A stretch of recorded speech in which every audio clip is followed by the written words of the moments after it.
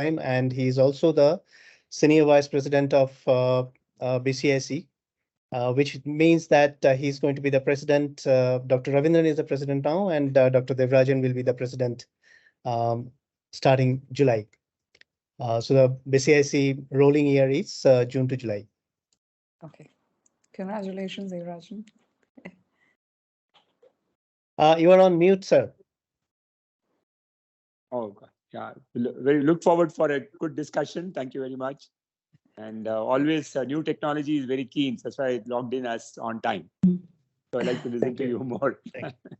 Thank you. Thank you, Manas, for introduction. Thank you.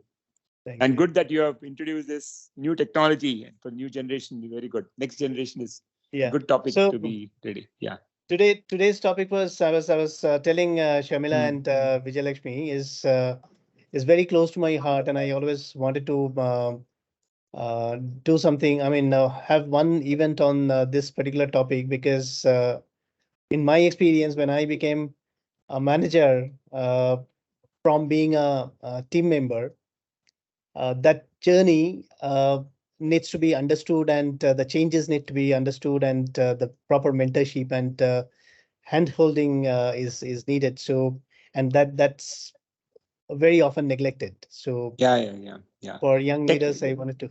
Yeah, technology is not only technology. I think how you implement, how you energize people with you to make it happen. Because a lot of new ideas come in, even in a two-wheeler, in an automobile also. So how we are able to make it happen, that shows the leader compared to a manager. Because manager will be regular in daily production, daily targets and things. Leader can be a person who can talk about future also, according to me. Then only that makes success to the company, to themselves, and for the satisfaction of the team members with them. So it's going to be quite a good journey. I think we'll like to listen to both Vijayalakshmi and Sharmila on this. Sure. Yeah.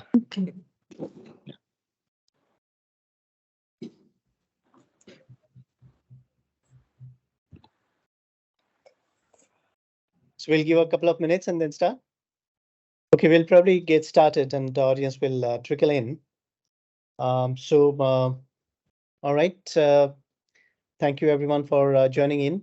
I am Manas Dasgupta. So I have two identities. One is as the chairperson of the IT and Cybersecurity Expert Committee at BCIC, and also the founder, CEO of Teksands, Talent Solutions organization. So this event is being organized in collaboration between BCIC and Teksands. Now, we also have Sharmila and Dr. Vijayalakshmi Iyer as our speaker today. Today's event is a very crucial topic for everyone who are transitioning from being a team member, individual contributors, or team contributors, etc., and contributing role to a role of management or leadership. Now, this is from being an individual contributor to being in a position of responsibility of people and their work and their development is a very arduous journey, and it's a challenging journey, and if not helped properly, if not handheld properly, those transition can take a very long time, and a lot of things can break in the way of this journey by this person taking this transition from being a contributor to a people leadership or management position. So this, as I was telling before, this topic was very close to my heart, and I have understood from my journeys through various roles in my career of last 25 years is that during those transition, you need to sensitize the leaders under whom the transitions are happening and the leaders, young leaders who are undertaking these transitions. So both ways, for the leaders mentoring the young leaders and the young leaders themselves, this topic is extremely important, developing the new generation of leaders in the new paradigms, the new leadership and management paradigms that are coming up. So I took this transition quite long back, probably about 16, 17 years back. Now, during those times, probably um, the transition was a bit easier. So you are responsible for um, your work management. You are supposed to be a SME of the domain that in which you are working in, but that's not a showstopper if you are not. But literally, if you do have a little bit of people management skills, if you hone a little bit of people management skill, and if you are good in work management, delegation, etc., work tracking, etc., your job is probably done. But the new age of leadership is not that. The world has changed, the technologies have changed, and way things are done have changed. Be it technology, be it non-technology areas, things have changed. A lot of new leadership related paradigms have actually transformed. In today's world, leaders is not supposed to be someone who needs to do work management only, but they are very critically responsible for people development, people capability development, organizations capability development, taking care of aspects of diversity, inclusion, etc. Thinking of work delegation should not be confined as work um, delivery only, but you have to bring in new thinking like product thinking, artificial intelligence thinking, cybersecurity mindset, etc., etc. So a lot of new paradigms have come in. So to talk about this, to help upcoming young leaders, we have two very experienced personalities among us today. Thank you, Sharmila and Dr. Vijayalakshmi, to be with us. Sharmila is Associate Director of Open Financial Technologies. So if I have to sum up your experience, Sharmila, you are an exponent in service management, service delivery, and service management in technology. Extremely sound experience and past experience with a number of different product companies, global companies in the past. So thank you, Shamila, for taking time joining us and willing to talk about these aspects. And Dr. Vijayalakshmi, uh, developing new age products in artificial intelligence, very, very cutting edge stuff in today's world. Thank you for joining us again. More than 15 years of experience in this field after pursuing her doctorate in computer science. So thank you again, both of you, for joining us today. So we'll get to the topics. We'll probably start with you, Vijayalakshmi, with the first question. We have continuous innovation was always an essential component of tech management and leadership, right? So which was there previously at 30 years back, and it is true even today. However, the definition of continuous improvement now includes product thinking, AI/ML thinking within products and processes. And you can talk about it because of your journey through product development. And our budding managers and leaders do not get formal training on these aspects as to how to bring in this product thinking or AI/ML thinking. So the first question to you, Vijayalakshmi, is to how do you suggest one young manager or young leader bring in this product and AI mindset to prosper in their jobs? Right. So if you look at AI and product skills and AI skills, both are having more or less same requirements. Basically, in your conventional programming setup, you are not trying to solve a problem. Rather, you are executing a task or a requirement. Whereas in case of AI or even your product management, it is completely different from that. And it is going to be basically you are trying to look at the outcome and then try to formulate your problems and solutions.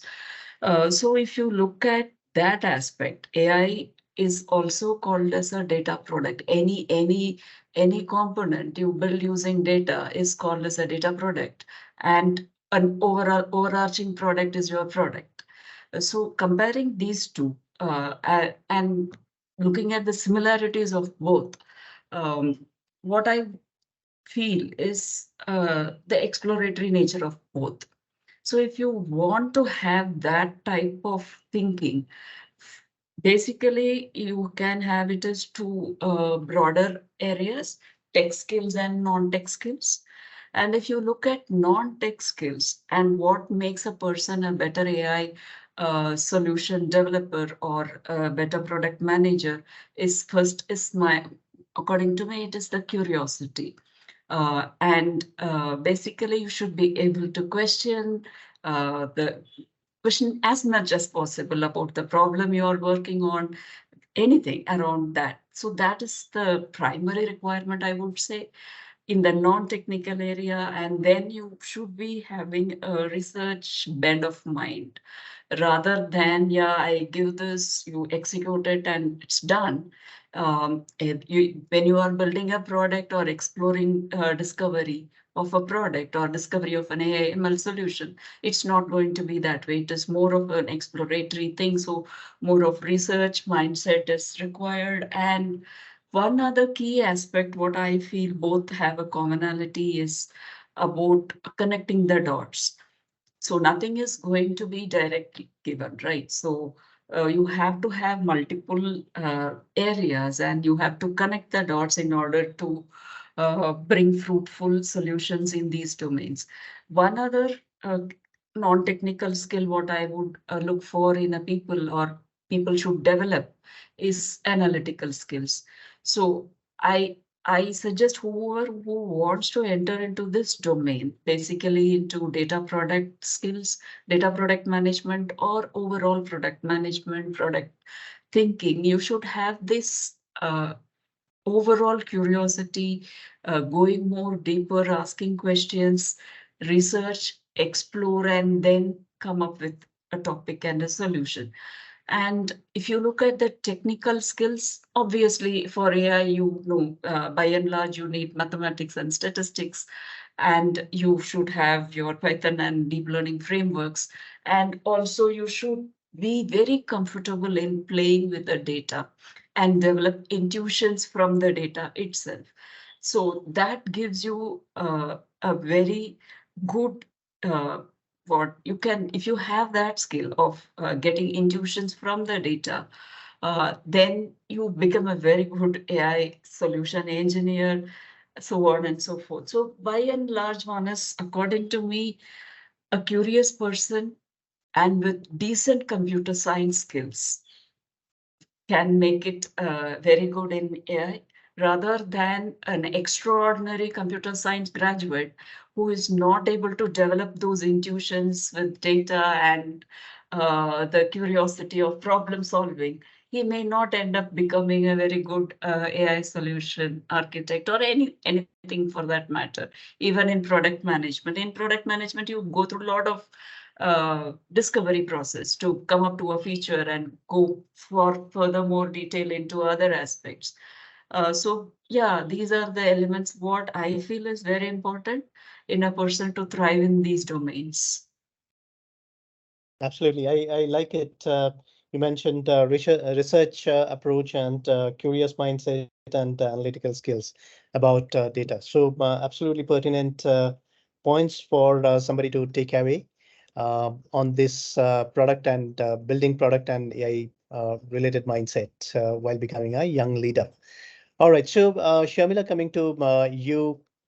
Um, just similar lines. Vijayalakshmi spoke about bringing product and AI mindset. How do you suggest young leaders to hone the skills on automation thinking and cybersecurity, bringing in a cybersecurity based culture or oriented culture in whatever they're doing? Because these are two other aspects which are very, very critical in whatever leaders are doing, leading on in today's day.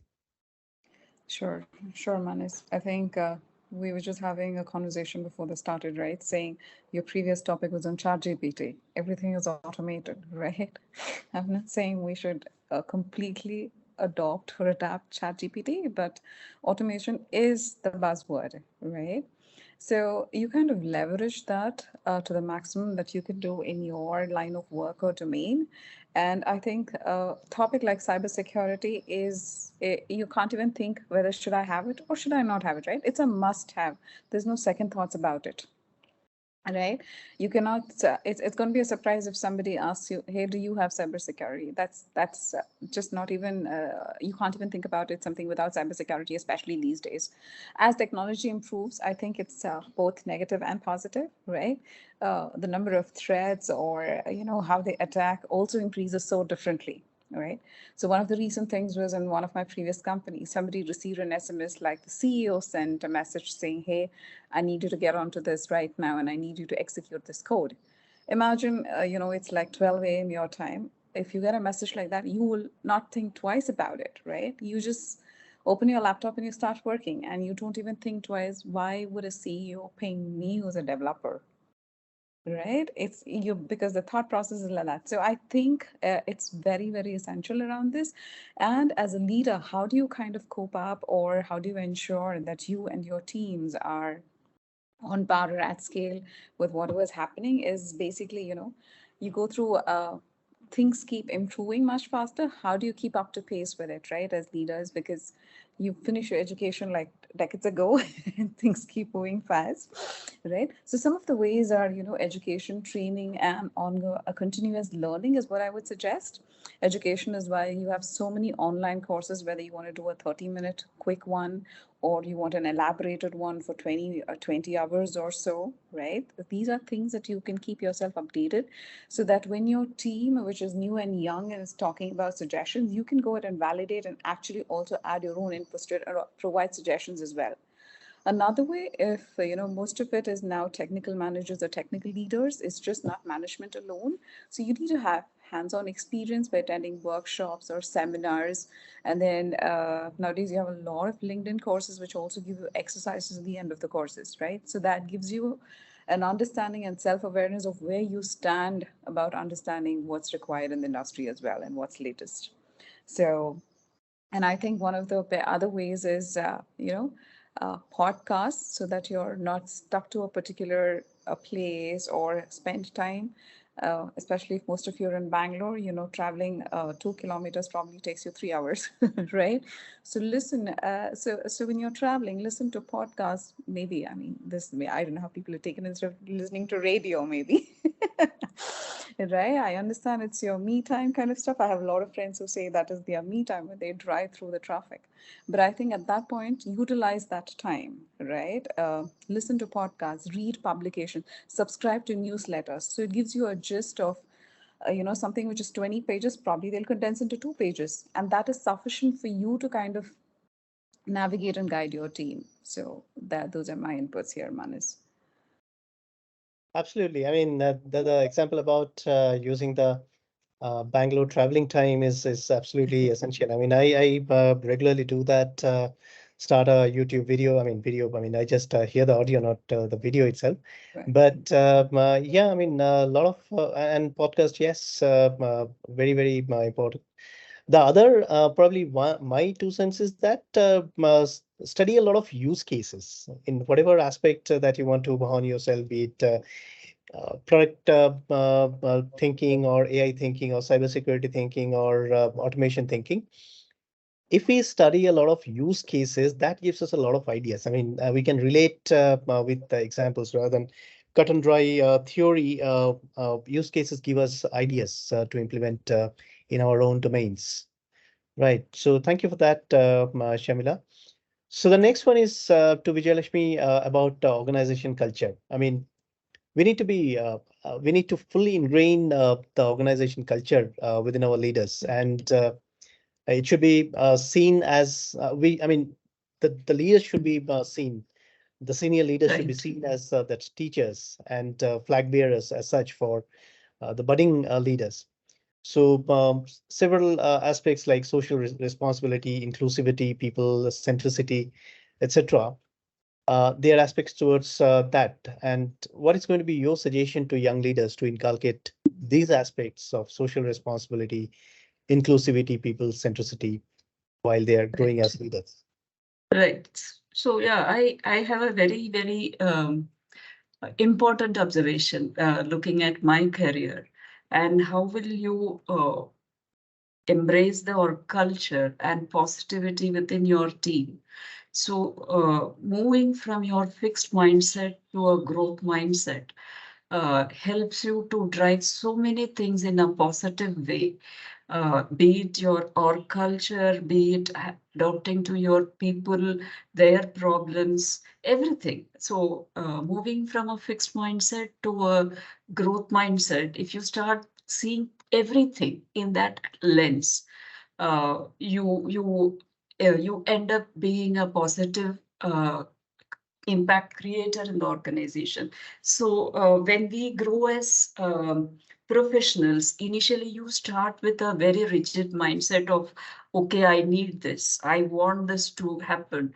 And if it's not happening, you feel a little upset. And you had maybe you have your coffee talk with your friends about uh, backstabbing your boss or somebody. So those things create little bit of negative intentions around the group and people and teams. So as a young leader, try and change those habits and move from the fixed mindset to a growth mindset. And what I mean in a few terms is basically any problem which comes in the organization, you can see it as glass half empty or glass half full. So you choice is yours, how you want to see it and how you want to drive through your team, yourself also. So if you have a fixed mindset, if you get a challenge, you might be scared about it rather than going and solving it, come what may.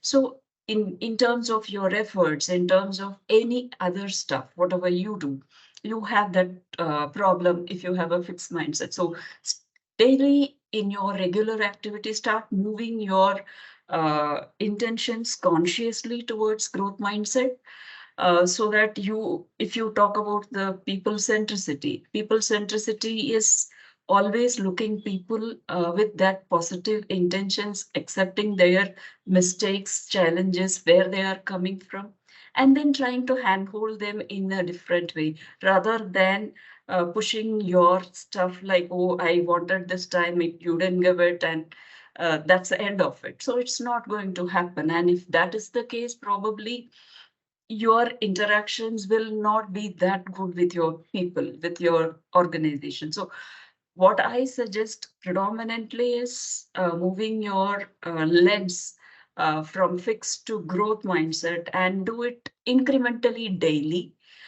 so that it becomes a practice uh, by which you can inculcate many of these elements of people centricity. You can be it inclusive to people, irrespective of where they come from, what challenges do they have. So everything can be addressed if you change your lens.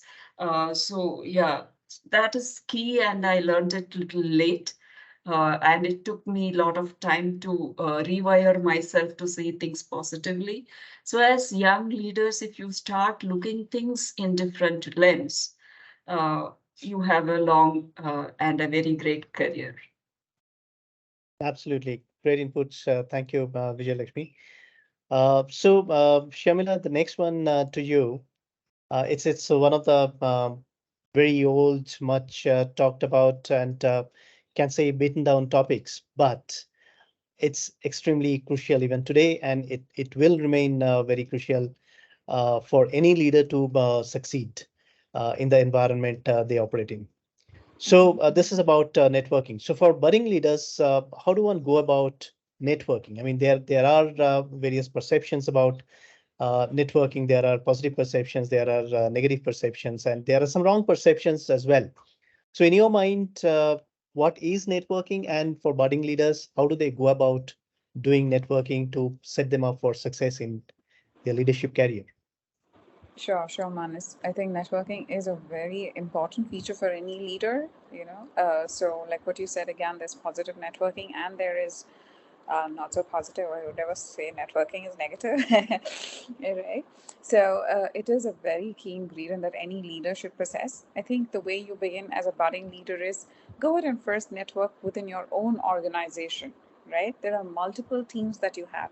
Sometimes as a manager or as a leader, when especially in your initial stages, when you've transitioned from a principal engineer or whatever senior role into a manager, right? You concentrate just on your deliverable from your team perspective, right? uh, get beyond that, right? Get that understanding, saying how is my, say it's some feature that you're developing, how is that related to the business, how is that related to sales? So go ahead and first get that network within the organization. I think that's the first step. Talk to various teams, see how, like how Vijayalakshmi mentioned some time ago, right? Connect the dots, right? Each team works in silos, but how does an organization run? Only when all the dots are connected appropriately does a business run, and you make the application of the product and you learn benefits, and end of the day you get your salaries, right? So I think that is very key. First, you begin within networking begins at home is what I would say first, right? Get that started there. Then you kind of go ahead, take the next step forward. A simple thing could be go ahead and initiate talks within the organization saying, hey, how does a business team take a call about introducing a new feature? Is it based on suggestions from customers? Is it based on how competitive the market is? Is it based on the new requirements, based on the needs that's increasing, right? How do they take those calls? Understand that first, right? Once you get that understanding, so initiate such conversations within the company so everybody gets a view of the larger picture. Once you get that connect, or you know how to do that, then go ahead and take a step out. Say for example, you're strong in a particular domain, figure out webinars, conferences, seminars, start attending them to begin with, right? Then you understand the thoughts and learnings and lessons from the other experts within your domain or that particular industry. You take learnings from them. When you go there, you visit various other experts in your particular domain or different domains. So one of you also mentioned, you learn from others' experiences as well. So take it from there. That way, so you start at home, then move on, then probably, at some point in time, you go ahead and start giving a talk about the particular domain or how these connects happen, right? So that's how you kind of go ahead and expand.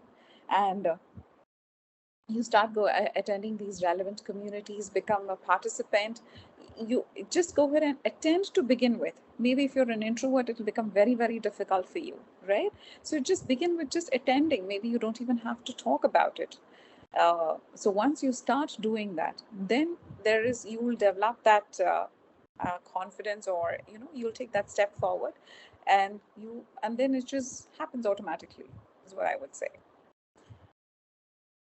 Absolutely. I mean, it's extremely important to make yourself visible, and not only making yourself visible. And what networking, I mean, what you started by saying, there are negative perception, the negative networking also. I mean, which is something like connect to somebody in LinkedIn and ask for a job. That's not networking. I mean, networking is, yeah, that's we I get think that a it lot. should be a genuine thing rather than just collecting business cards and emails, and then you're forgetting it towards the end of the conference or the seminar. There should somebody spending their 5 minutes of time with you, right? Time is everything, right? So if you've collected somebody's business card, there should be a valid reason, not saying, hey, I attended this conference, I got some goodies and I have like 12 business cards. Right? Absolutely. So Yeah. So a lot of about networking is about giving and learning from each other. And so we need to keep that in mind. And I'll probably give my 2 cents about networking. I mean, and not 2 cents, rather my experience about networking. So again, I was in similar roles throughout my career before starting Teksands, similar to yours. And again, I wanted to go out of my boundaries and go out of my domain and learn from other people in other industries, not technology itself. So one fine morning, I walked into the managing directors. I mean, managing director is head of India. So her chamber, and asked her, you are connected to NASCOM. And every morning I come to office and see the faces of people who are very same as myself in their thinking, in their skills, in their what they do, etc. So and one I want to get beyond that zone, and I want to mingle with other kind of people. I mean, see the world. So get me connected to NASCOM. So she instead connected me to BCIC, and that my network soared since then. I mean, in the last 5 to 6 years, it has been a extremely enriching experience, knowing a lot of very senior leaders, knowing their thinking, how they operate themselves, how they think, etc.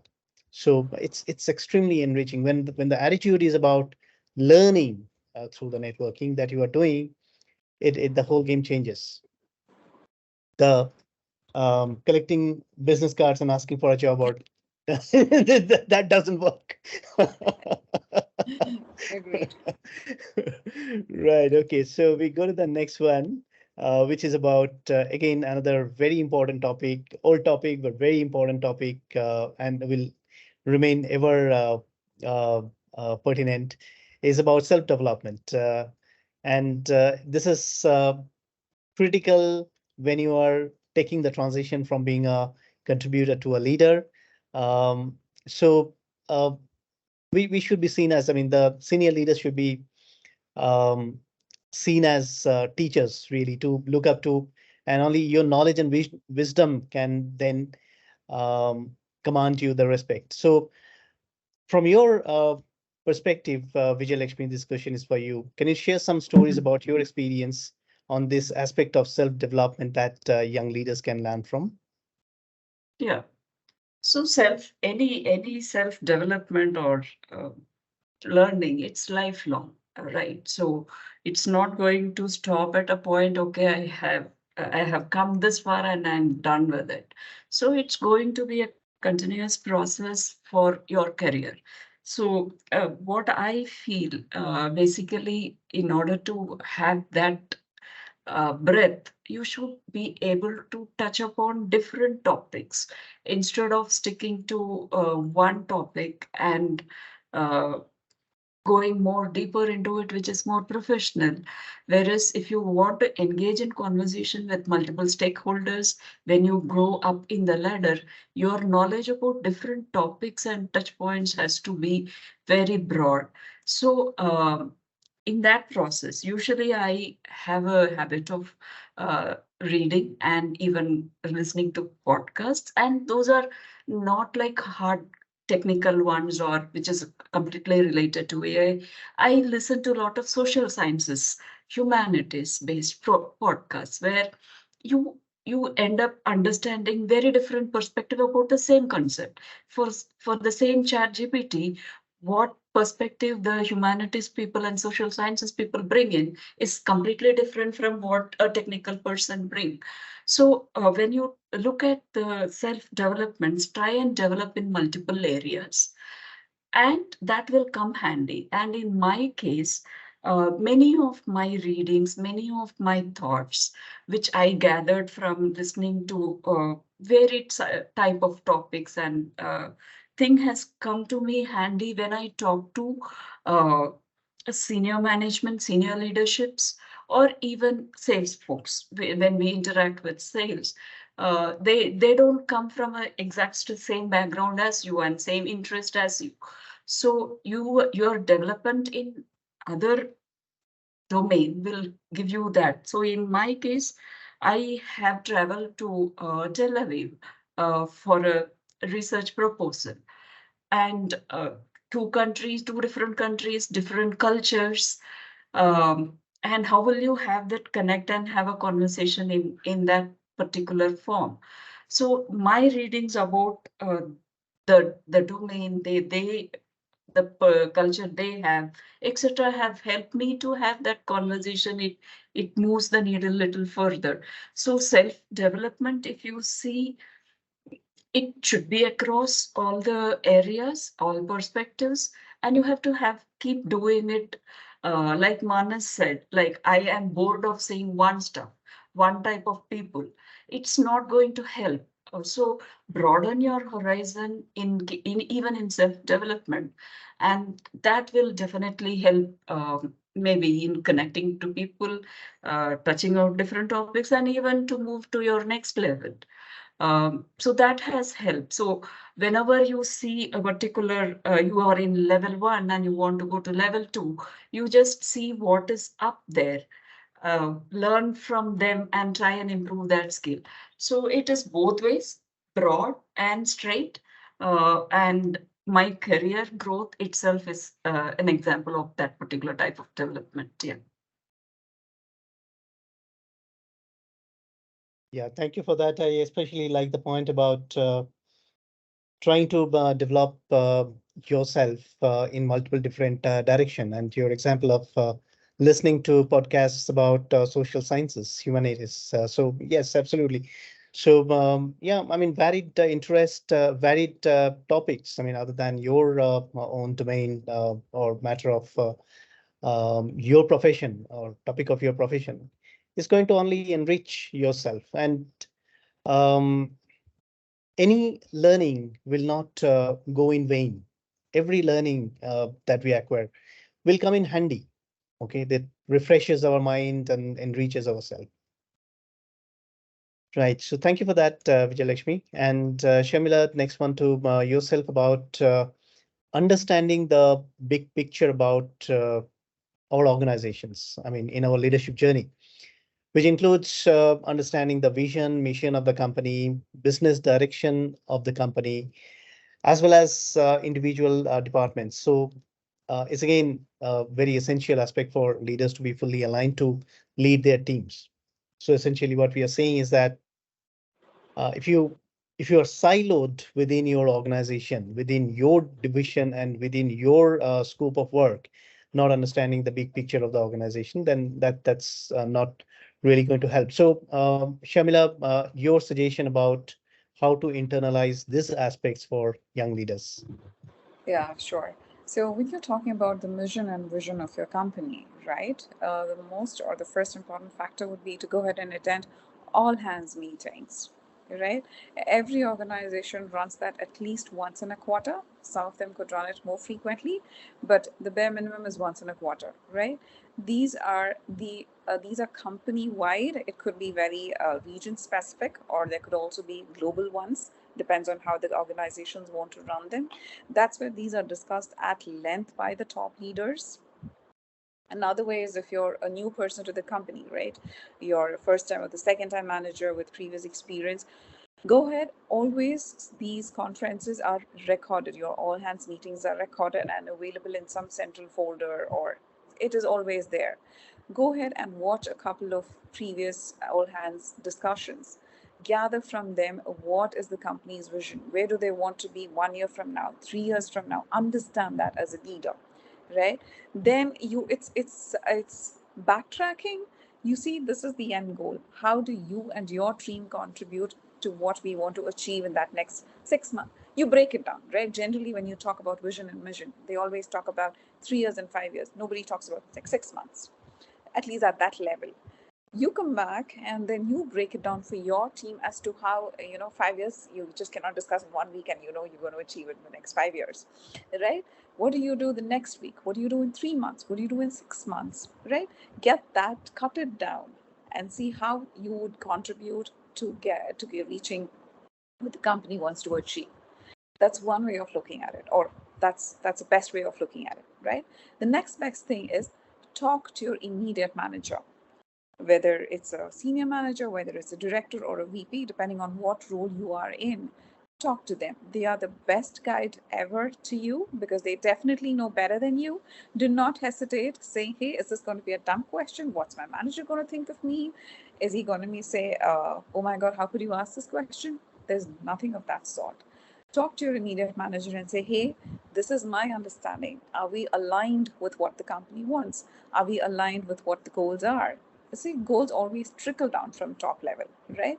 So you have certain things as well. So the next best thing is to go ahead and have that open conversation, talk about your ideas, your inputs, and your roadmap isn't the right word, but at least for your particular team as to how you want to do this, and if that is the right approach. always your manager will have certain inputs which will help you and enable you to deliver better. Take that. That's always a value add. You wouldn't want to go ahead and add something or make new changes after you're 50% done, right? So the first point is attend the larger meetings where you get the actual information. Next, talk to your immediate manager.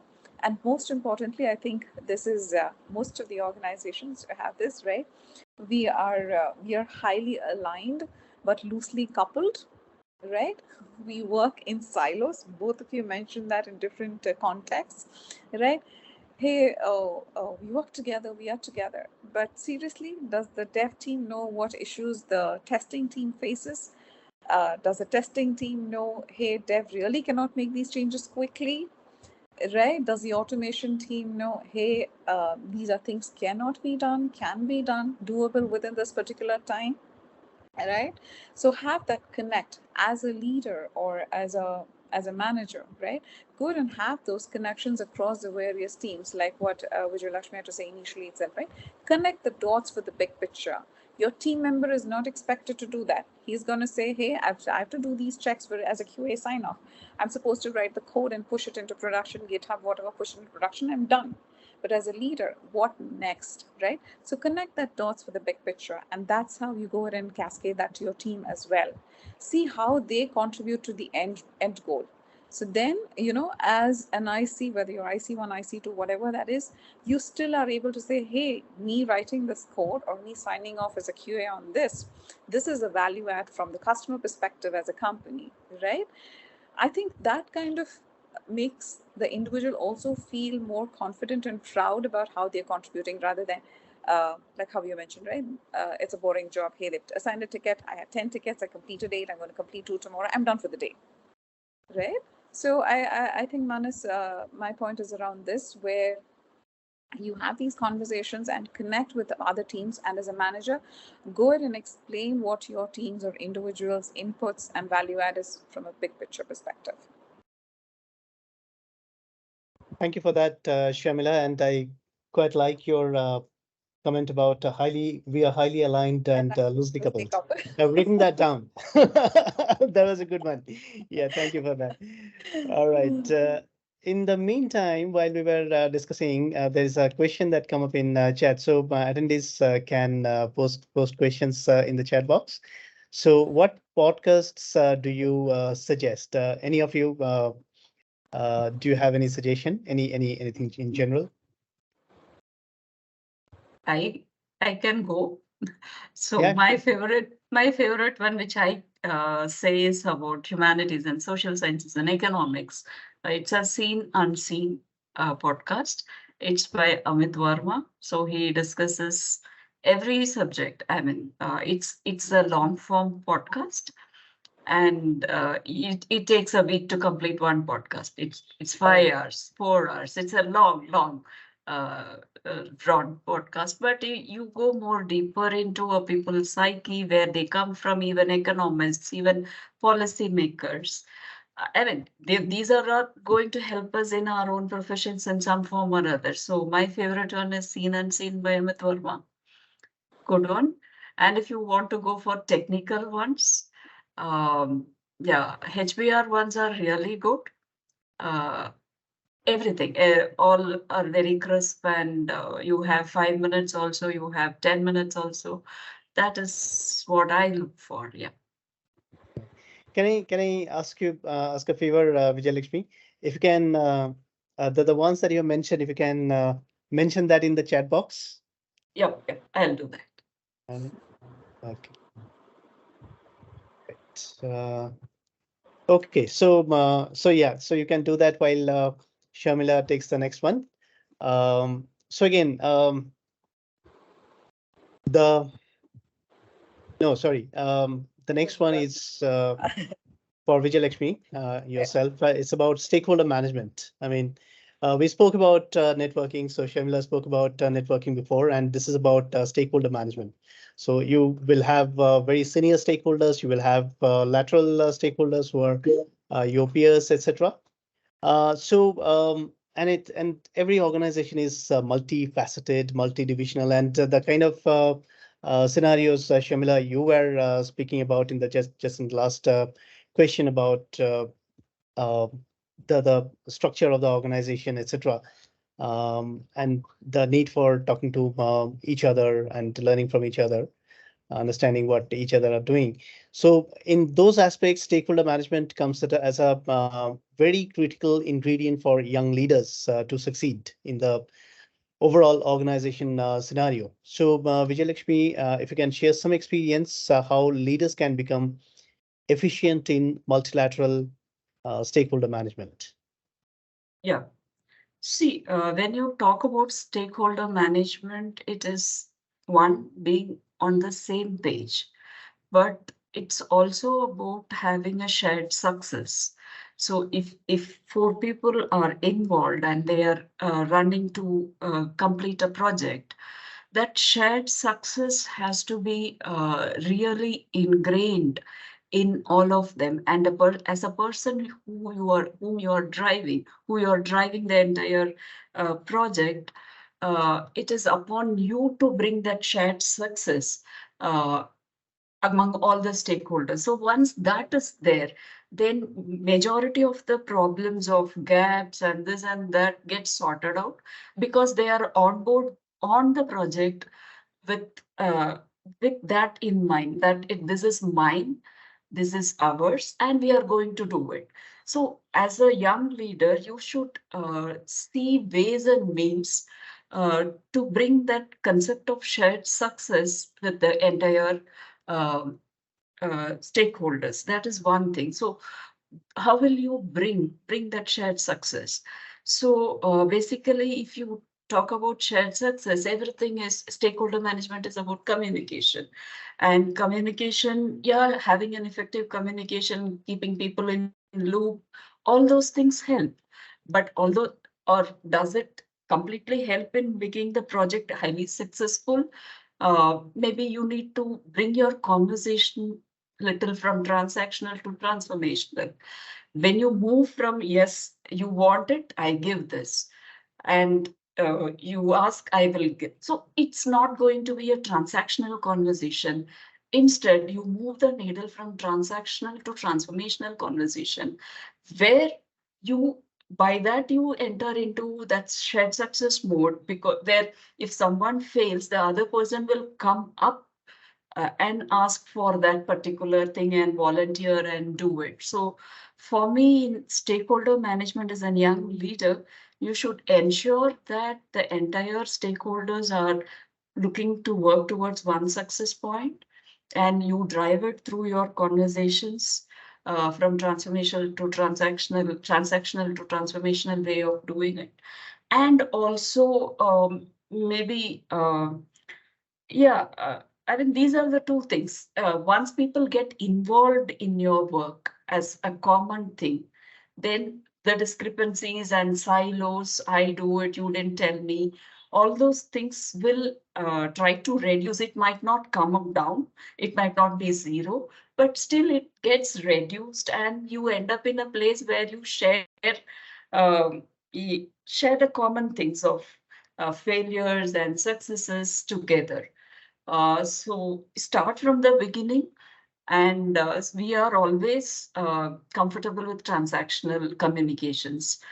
Even our mails are that way, even the way we speak are that way, but you have to move from that to a transformational. So bring commitment, get that commitment from the other person, rather than uh, uh, just okay, I can do it kind of a stuff. So wholehearted commitment and shared success through conversational intelligence is very key in stakeholder management. It makes life easier if everybody is on board with that success. Absolutely. So quite liked your comment about changing the attitude from transactional to transformational and seeing the shared success. I mean, every party should see the shared success in whatever you are doing. So thank you for that. Sharmila, going into work-life balance and the need for mental health. I mean, and we as an industry started getting very, very sensitive about this. This was um, around for quite a few years, but especially during the COVID times, this industry has started becoming very, very conscious about it, because due to COVID, there was a number of fallouts because of the harmony in which, I mean, the work versus, or coupled with the life balance and the way of our working and way of our leading our lives completely got upside down. And there was a lot of impact because of that. With that being a very critical area for leaders to promote work-life balance and promote uh, mental wellness within your teams, how do you expect the upcoming leaders to inculcate those skills within themselves? Sure. Like what you mentioned, Manis, I think this is a topic that every organization talks about, especially more since the COVID period in the last couple of years, where mental wellness is like another buzzword, right? And the so-called work-life balance, right? According to me, I think work-life balance is a myth, right? There's no hard and fast rule saying you work 8 hours, you have 8 hours for doing something else, and then you sleep for another 8 hours, right? It honestly just doesn't work that way, right? If somebody's telling you, hey, I have an awesome work-life balance, that is not what he split 24 hours into 888. It doesn't work like that, right?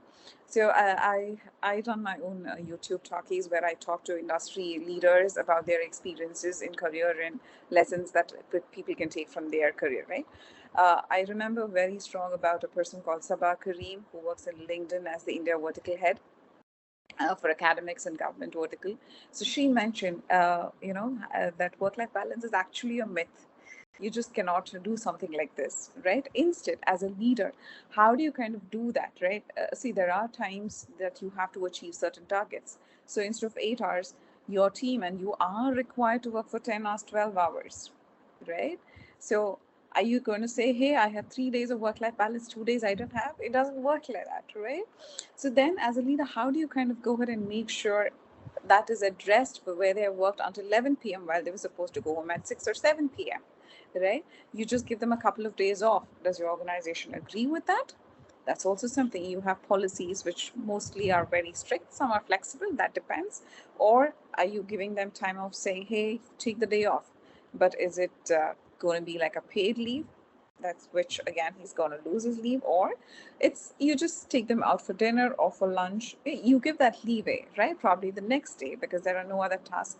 You let the person go home early so that he is going to spend time either sleeping or with the family out or whatever, right? So I think according to me that is called a work-life balance, and not like work for 9 hours, 8 hours, sleep for 8 hours.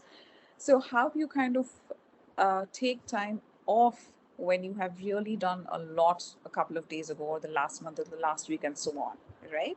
And talking about mental well-being, right? I think it's more important. Your mental wellness depends a lot about your physical wellness also, right? If you're very clumsy, if for whatever reasons, right? I think as most leaders, you must have seen, uh, you see all of the top leaders, right? Whether it's the Google CEO or it's whoever you see, everybody is very fit, right? They're super fit. And if you look at their lifestyle, they all wake up at 5 a.m., maximum 5:30 a.m., they're out, right? So I think a physical fitness adds a lot of value to your mental well-being. If you're physically fit, 80 to 60% of your mental wellness is taken care of. It is like it's like a scheduled wheel or a cycle is what I would say, right? I think that is very, very key. We always say mental wellness, mental wellness, mental wellness, right? Do you have a gym in the office? Do you allow your people to walk around the office, right? Around lunchtime or coffee or something of that sort. So where as much as you take care of your physical fitness, you become mentally strong, right? You work for 8 hours, 9 hours, 10 hours, and then you're driving in Bangalore traffic. Imagine if you're not physically fit, you're mentally exhausted as well, right? So that's one way. Coming to emotional well-being of the team members, how do you take care of them, right? As a manager, you say you have 10 people or 7 people reporting to you. To a large extent, you will know what each person's strengths and deliverables are.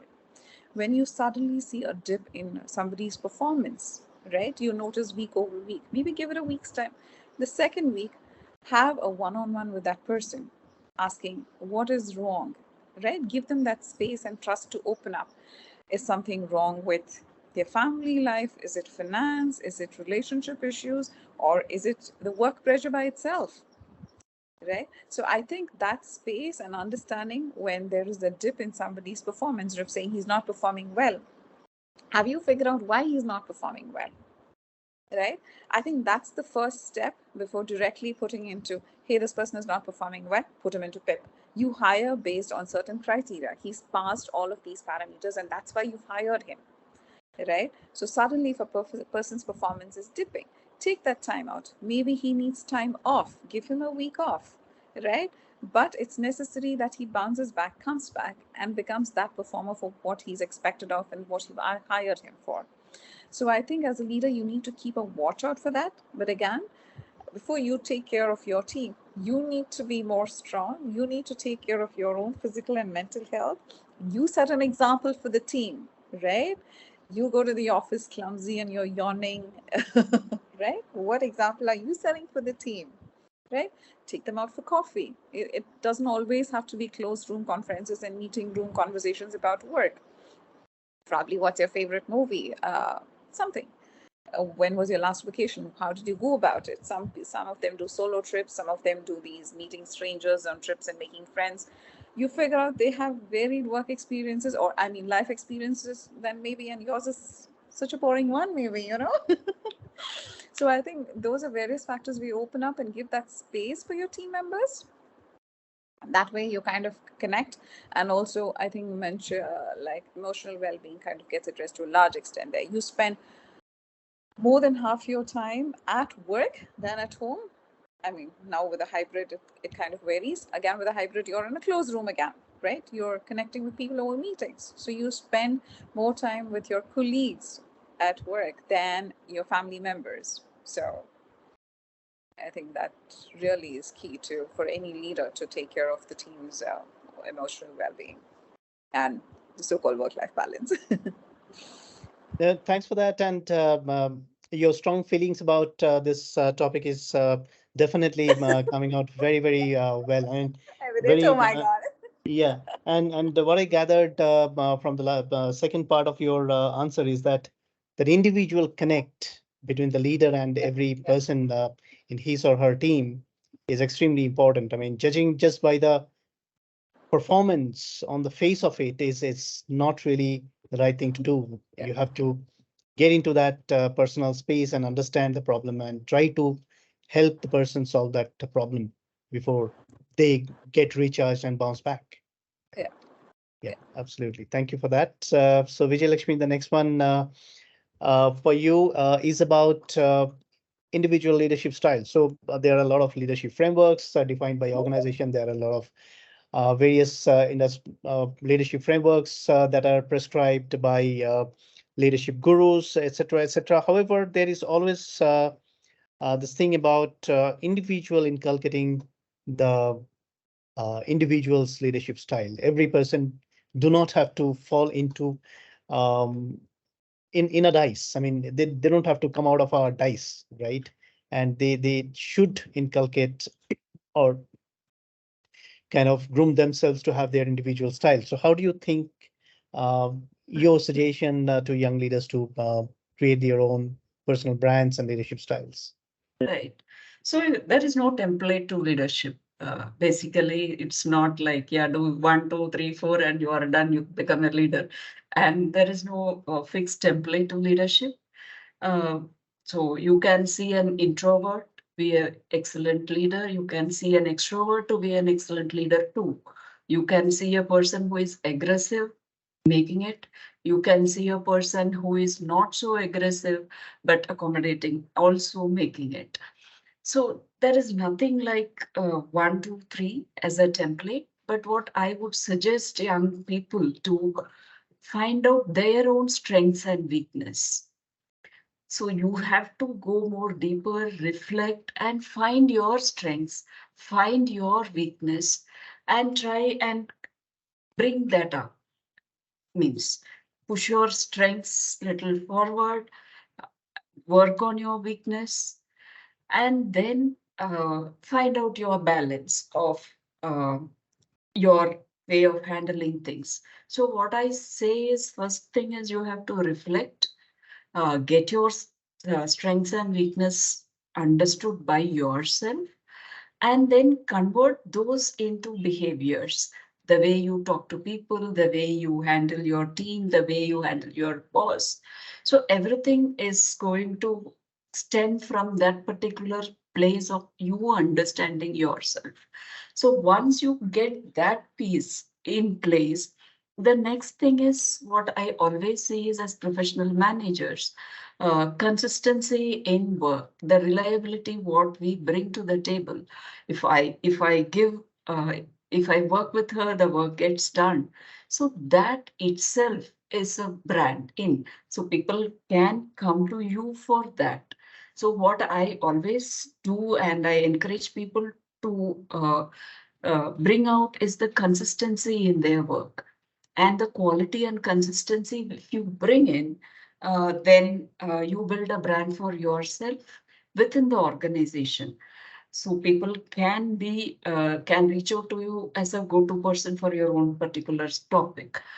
And once you have that in place, and now you have to move to your personal brand outside of your organization. How will people get to know about you, what you work, how good you are?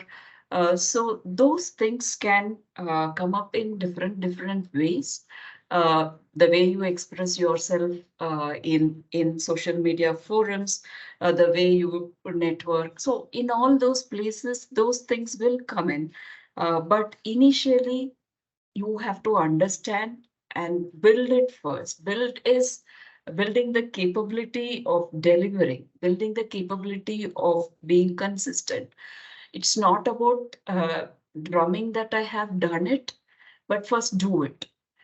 Let people recognize that you are doing it. Then little bit of talking about it comes. But only talking and not doing the stuff will never even take even little more than where you are. So this is my suggestion: work on yourself, and then move out and show that you can do it. Yeah. Thank you for that, Vijayalakshmi. And the last question for you, Sharmila, and this is also a very interesting one.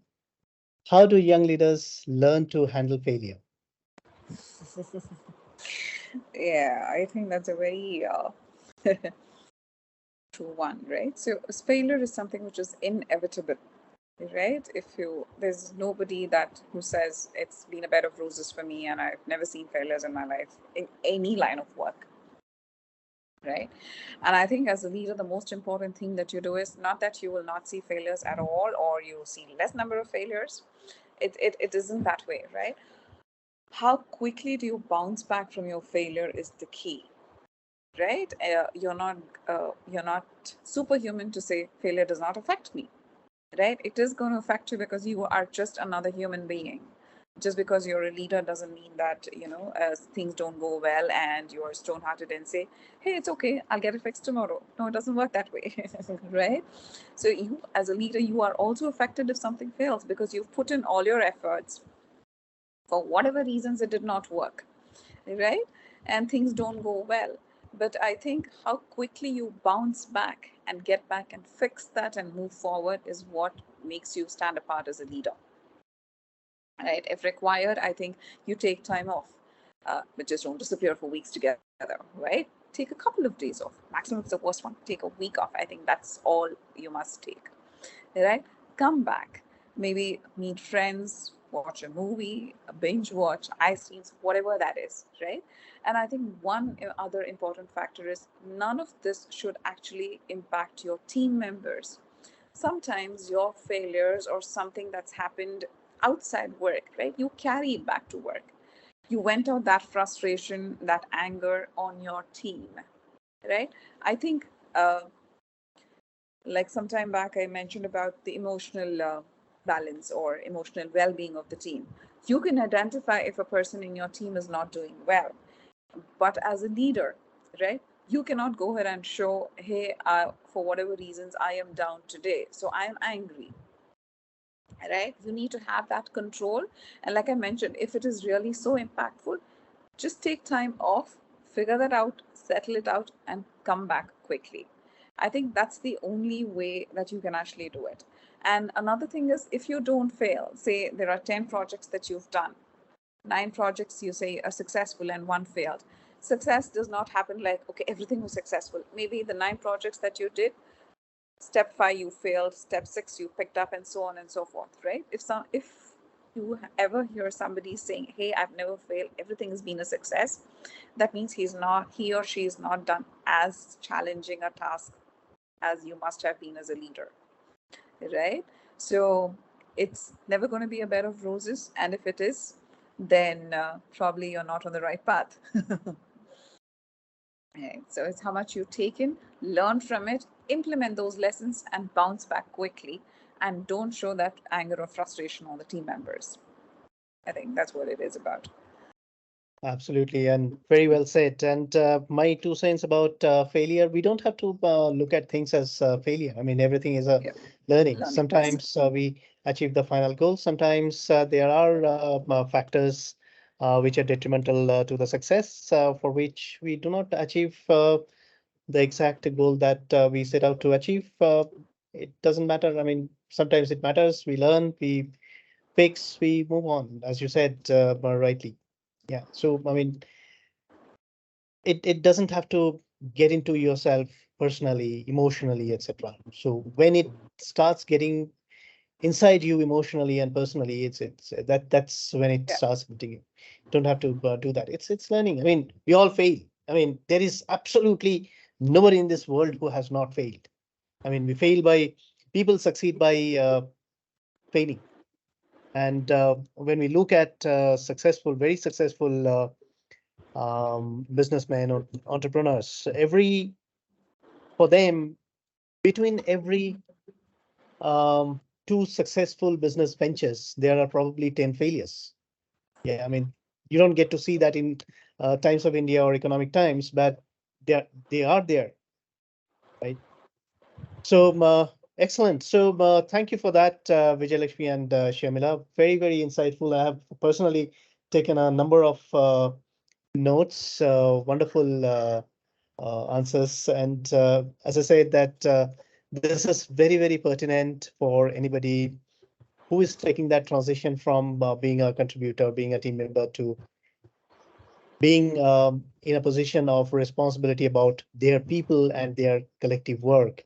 It's a different journey altogether. And you need all the help and advice and guidance and mentorship at that time, during this time. It's a difficult journey, and you should be supported. So thank you for that, for your insight on that. Again, I want to thank everyone who has supported in this, my Texans colleague, BCIC colleagues, Rupa, Niranjan, and company. Wonderful support. Every event you organize them wonderfully. So thank you for your continued support for that. Any last comments from yourself, Sharmila or Vijayalakshmi? I think thank you so much for inviting us on this, Manis. I think it's a forum which actually gives scope for us also to learn, is what I would say, at least for me as well, right? So everybody is Manus, in one point.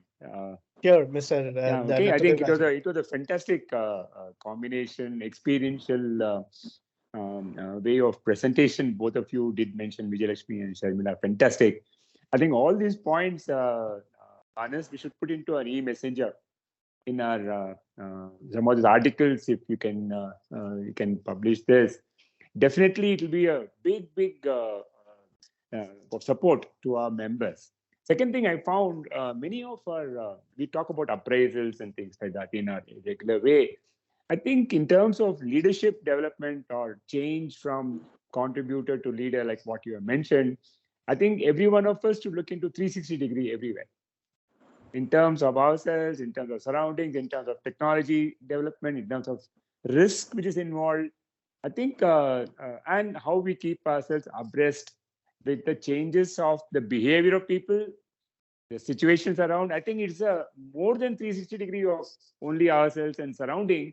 These type of 360 of technology development and the way nicely, I think both Vijayalakshmi and Sharmila talked about how you mitigate in terms of what? In terms of podcasts, in terms of leadership, in terms of work-life balance. And they very nicely said how the failures should be taken. I think it's an outstanding, what you call, learning for all of us. See, as much you grow, so much you don't know. So probably we need to know more about unlearn, unskill, and develop ourselves. That should be the way in which I think we should bring our team. Secondly, what's happening in mechanical industry? I'm telling everybody wants to go to the software industry. My experience, I'm saying, how we can bring back into the mechanical field is a big challenge I'm facing in my own area, because everyone talks about engineering, very important, make in India, everything, But everyone says, no, I want to be in software. I want to be in terms of only development of these programs. So that's another big challenge for our team members also. But outstanding. Thank you very much, Manas, Vijayalakshmi, and Sharmila. We like to have more face-to-face discussion and seminars further, Manas, in the coming year. Look forward for excellent further progress in all our learnings, because this year is going to be crucial for all of us in terms of GDP growth, in terms of technology, in terms of a lot of people coming to India, the opportunity for our youngsters, I think, and faster growth mindset which we already have in our youngsters. So all these things, I think, sharing of these experiences and being practical in whatever you said. I think all the points which both Vijayalakshmi and Sharmila mentioned, it's all very, very practical, extremely well articulated. Thank you very much. And thank you, Manas, for all the excellent seminar connected. And thanks for Rupa and Niranjan and our team members from BCIC. Thank you. Thank you. All right. Anything? Yeah, Sharmila, you were finishing something? Sorry. Yeah, I was just saying thank you for giving this opportunity, and definitely I did have my own learnings as well from what Vijayalakshmi had to say. So thanks for this. Thank you. And Vijayalakshmi, any last comment?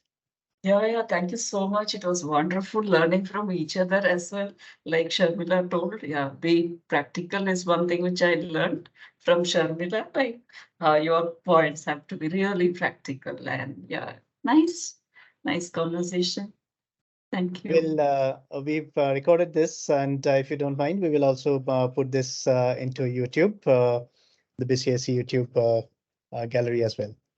Manas, some articles from Vijayalakshmi and Sharmila. Yes, yeah, absolutely. Also, as we go forward for the next 10 months.